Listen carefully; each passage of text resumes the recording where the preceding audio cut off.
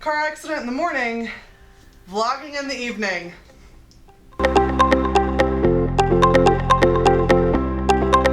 Hi guys, and welcome back to the vlog. I am actually joined today with a live in-studio audience. My best friend Tori is here. Say hi, Tori. Hi. She didn't want to be on camera, but she's just hanging out today, so, you know, hi, welcome.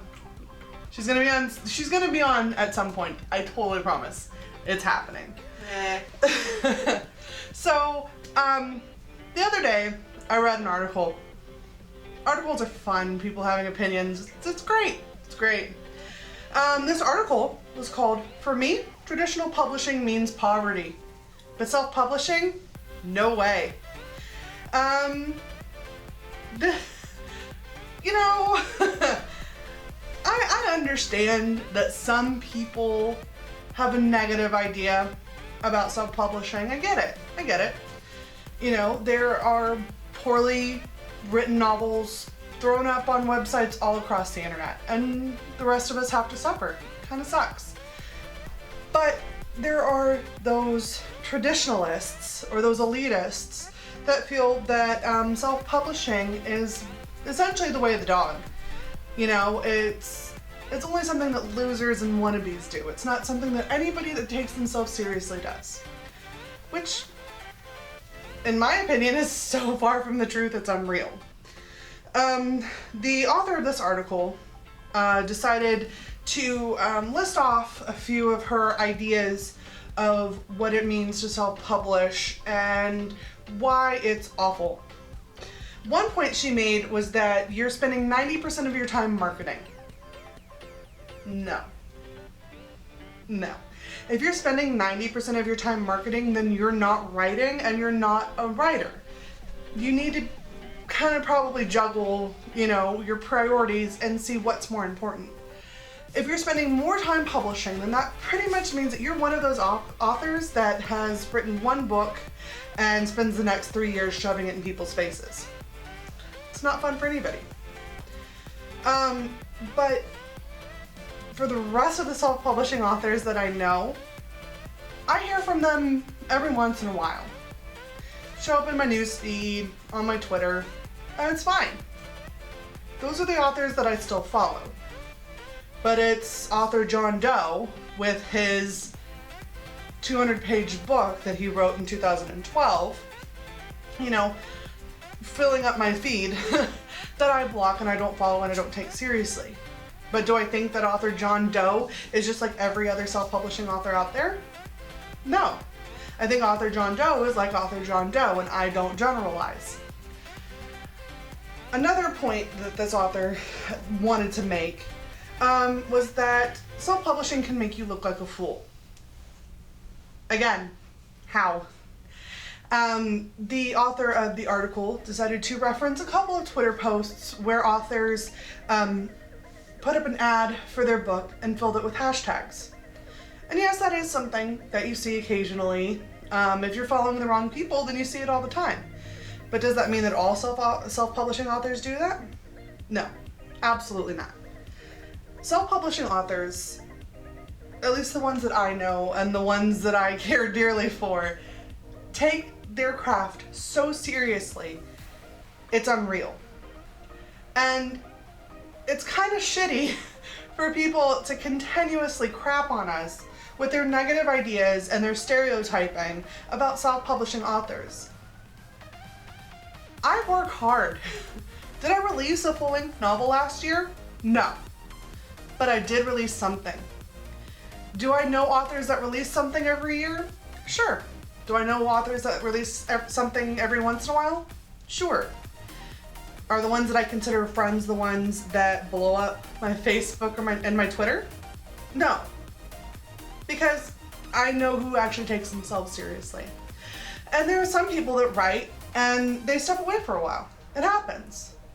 There's some that, you know, they decide they want to come back, and it's great. We welcome them with open arms.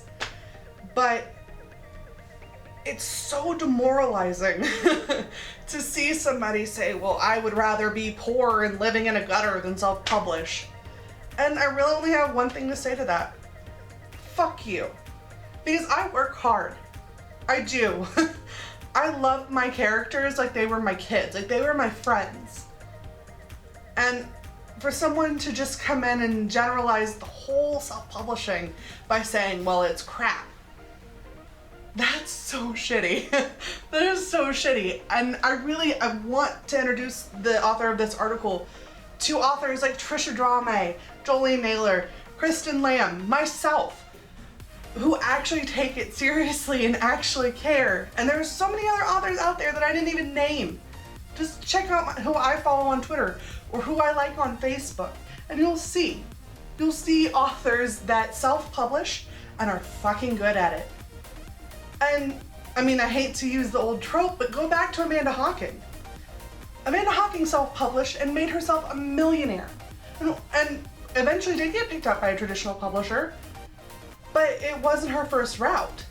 She self-published, and that's so fucking cool. So, you know, this article went on to suggest that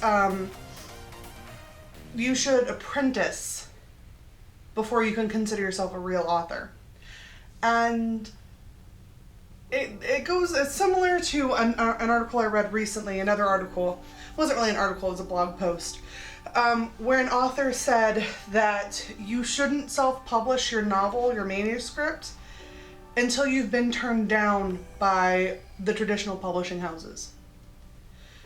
The blog post I'm referring to, if you check out my blog, I'll link it down below, but I talk about it. That author said that basically they used some faulty percentages that said that 5% of all manuscripts written deserve to be published. Out of let's say, well, obviously out of 100%. 5% deserve to be published. Then there's another 10% that are actually really good, but publishing houses don't have room for them. And those are the books that should self-publish. And everybody else should just fuck off. I mean, granted, she didn't use such colorful language, but that's what she said. And I really want to know where these people get the gall to say that kind of a thing. Yes, our market is way oversaturated right now. It is, because self-publishing is easy. But that doesn't mean that you should take yourself any less seriously, that you should try not quite as hard because it's whatever. If you really love writing, if you really care about it, do it. No traditionalist, no fucking blogger on the internet should be able to tell you otherwise. You know, like, there are self-publishing books that I don't like. I just don't. They're not my cup of tea. But do I think that those authors should stop publishing? Well, there's like one. but no. I mean, if you love writing and you don't want to give up the rights to your book and you just want to do it for yourself, then by all means do it. Because nobody can stop you but you. So again, I say to all those naysayers and haters and those that say that self-publishing authors are just crap and second-rate authors and hack authors, and you know what I'm saying. Fuck you. Fuck you. Because at the end of the day, I own my book. I busted ass to write my book, and no little person out there with their opinion can tell me otherwise. Cannot tell me that I'm not just as good as a traditionally published author, because I am. So, yeah. So that's all I really wanted to say today, but thank you guys so much for watching. Links will be in the description below for everything that I talked about in the video today. Amaranthine book 8 just came out. I'm also going to link down below because, you know, gotta show Jillian some love. One of my favorite series. You should definitely check it out. If you have any questions, comments, hate, whatever, please leave it in the comments below. I do read, I do check it out.